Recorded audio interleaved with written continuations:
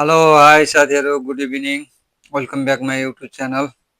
आज म केही कुरा भन्न गइरहेको छु हजुरहरू समक्ष। आफूले जानेका कुराहरू भन्न गइरहेको छु तपाईँहरू समक्ष। हेर्दै राख्नु होला, यो भिडियोलाई पुरा हेर्नु होला।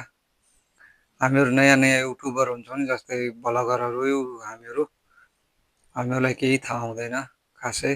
त्यही भएर मैले जानेका कुराहरू केही तपाईँहरू समक्ष सेयर गर्न गइरहेको छु। अब ल त अब लागौँ है।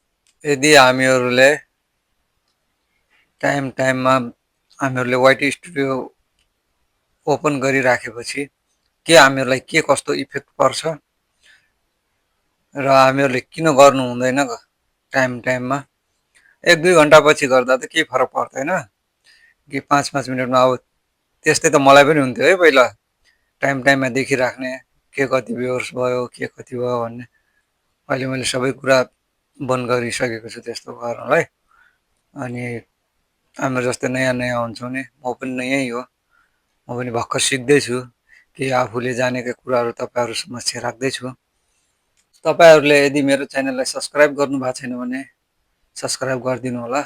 म अब भन्न गइरहेको छु है। त्यही मैले पनि पहिला भिडियोहरू अपलोड गरिसकेपछि च्यानलमा मैले पनि ओपन गरेर हेर्थेँ टाइममा 5-5 मिनटमा जस्तै। तर हामीहरूले गर्न त्यो चाहिँ गलत रहेछ। भर्खरै मैले पनि बुझ्दैछु।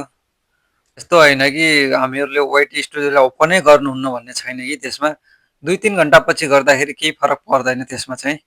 यस्तो होइन कि सबैले भन्छन् वाइटी स्टुडियो टाइममा ओन गरेपछि ह्याक हुन्छ, खराब भइहाल्छ। त्यस्तो होइन कि हामीहरूले अपलोड गर्ने बित्तिकै हामीहरूले त्यो युट्युबले पनि चेक गरिरहन्छ क्या। 10-15 मिनट लगाउँछ त्यसमा चेक गरिरहन्छ, पुरै चेक राम्रोसित गरिसकेपछि त्यसपछि चाहिँ हामीले चाहिँ पब्लिक गर्दाखेरि चाहिँ अझै राम्रो हुन्छ।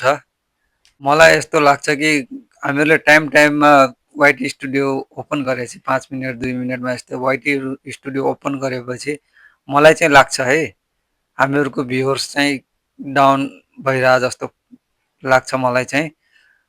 त्यस्तो रुल्स चाहिँ छैन कतै पनि।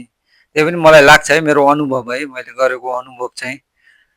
मैले जति गरिरहेको छु नि, अहिले म पनि भर्खरै नयाँ हो। जान्छौँ वाइटी स्टुडियोमा, अनि गइसकेपछि त्यसपछि हामीहरूले गर्ने भनेको त्यहाँ गएर ओपन गरिसकेपछि हामीहरू केही पनि लेख्न छ भने डिस्क्रिप्सनमा लाउँछ, कसैले ट्याग गर्नु छ केही छ भनेपछि हामीहरूले ओपन गर्ने, त्यसपछि गर्ने। अब हामीहरूले के गर्न लाग्छौँ भने चाहिँ त्यहाँ भ्युज कति पुग्यो, वाच घन्टा कति पुग्यो, त्यो चाहिँ गर्नुहुन्न। त्यो आफ्नो काम गरिसकेपछि बाहिर आइहाल्ने। त्यसपछि हामीहरूले एउटा एउटा कुरा चाहिँ हामीहरूले जो बन्द गरिसकेपछि बाहिर आएर हामीले तुरुन्तै वाइफाई अनि युट्युब बन्द गरेर राख्दा चाहिँ के इफेक्ट पर्छ जस्तो लागिरहेको छ है मलाई त्यसमा चाहिँ। तर रुल्स चाहिँ छैन कहीँ पनि, केही त्यस्तो छैन। तर मलाई चाहिँ लागेको है, हामीहरूले के भने आधा घन्टा 10-15 मिनट चाहिँ हामीहरूले युट्युबमा केही पनि हेर्दाखेरि भिडियो सिडियो फिल्म केही पनि हेर्दाखेरि अलि राम्रो होला चाहिँ लाग्छ है मलाई चाहिँ। अनि हामीहरूले टाइममा गर्नु हुँदैन क्या यो वाइटी स्टुडियोहरू ओपन, किनकि युट्युबलाई पनि लाग्न थाल्छ क्या त्यस्तै। हामीहरूको गराबहरू तल जान्छ। मैले पनि अनुभव गरिरहेको छु अहिले। मैले पनि टाइममा हेरिराख्थेँ। त्यही भएर तपाईँहरूलाई सेयर गरेको आफ्नो अनुभव मात्रै। मलाई मनमा लागेका कुराहरू तपाईँहरू समक्ष राखेको छु। तपाईँहरूलाई मन परेमा साथ र सपोर्ट सधैँभरि गरिराख्नु होला। यति भन्दै आजको भिडियो यहीँ टुङ्गाउन चाहन्छु। हस्त धन्यवाद। जय नेपाल।